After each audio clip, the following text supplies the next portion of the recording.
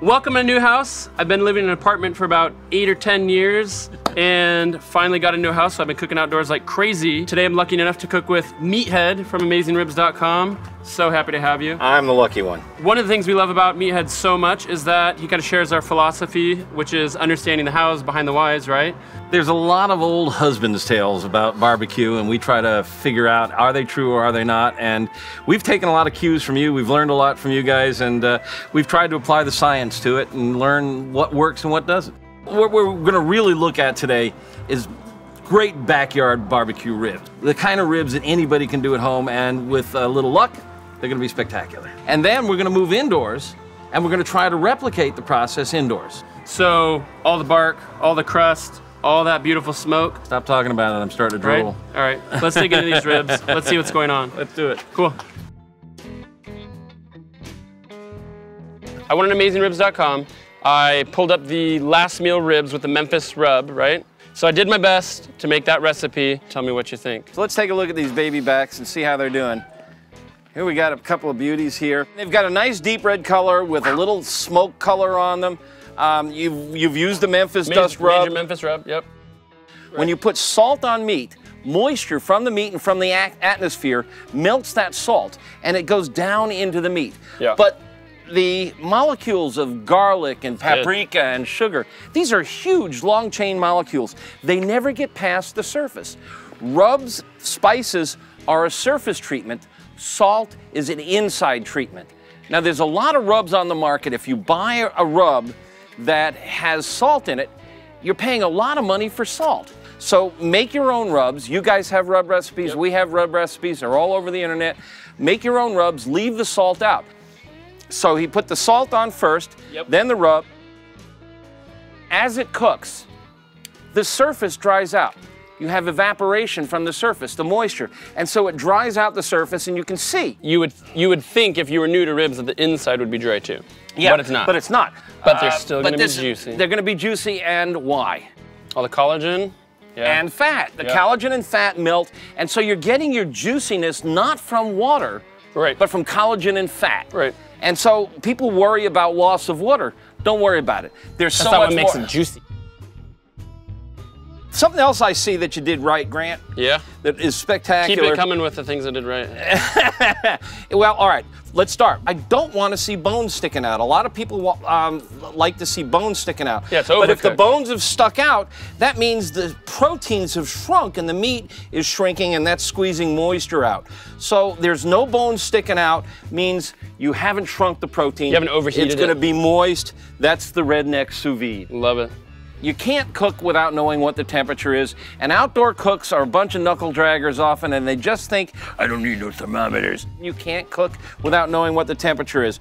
Ribs are very hard to measure the meat temperature because there's so much bone. But there's a really good alternative, and we call it the bend test. And if you pick it up and you bend it and it cracks, you see where it's cracking here? That tells us she's a done. Right here. And it's a good sign that we're about ready here. This is just a perfect baby back rib. All right. You did great, Grant. Good to hear. They're absolutely stunning. One of the other things I'm seeing is the color. Look at that beautiful it's ruddy color. gorgeous red. This is the rub that went on there, and you can see how it's changed colors. That's paprika mostly that gives it that color, but the smoke orange. and the juices and the fats and the melted collagens have all mixed with the rub on the surface.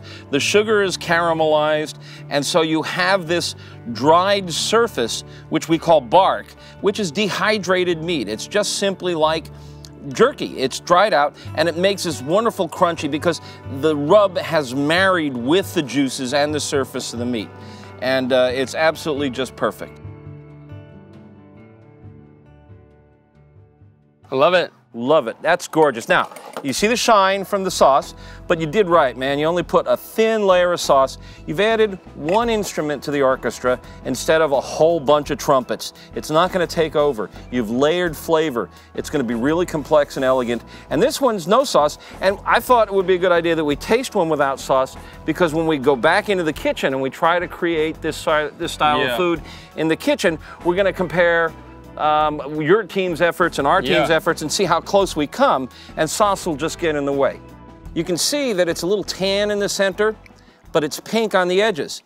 And a lot of people think that means they're not cooked through. But if they weren't cooked through, they'd be pink in the center and tan on the edges.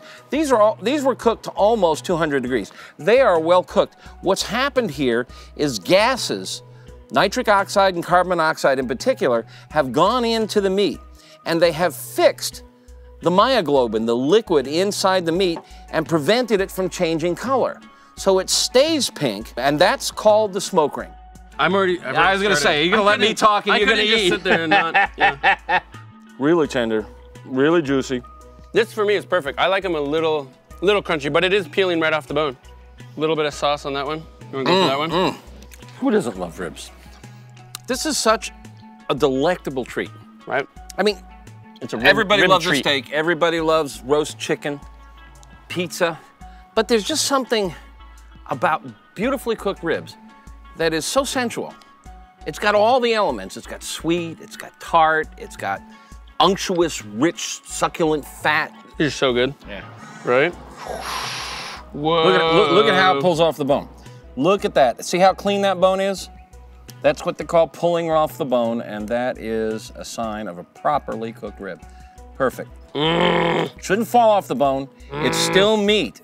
It should have texture like steak, but it should let go of that bone neatly. I'm just gonna keep going.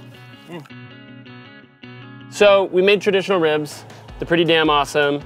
We got a few things to tackle indoors though, right? We gotta make bark. We've gotta get perfectly cooked meat, and we've gotta get a beautiful smoke ring. I know that one's optional, but I just want that beautiful traditional look. My concern is getting smoked flavor. How are we gonna get smoked flavor indoors? That's a tough one. I think we're gonna just have to tackle it. Let's go indoors. Let's do it.